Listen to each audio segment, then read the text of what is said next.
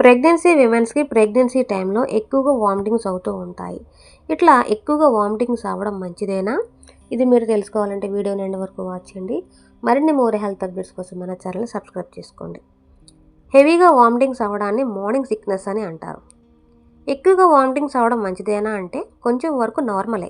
Especially first 3 మంత్స్లో first ట్రిమ్సర్లో hormones అంటే HCG and oestrogens ఎక్కువగా పెరగడం వలన వామిటింగ్స్ అనేవి ఎక్కువగా అవుతూ ఉంటాయి. కానీ చాలా ఎక్కువగా అయితే మాత్రం జాగ్రత్త.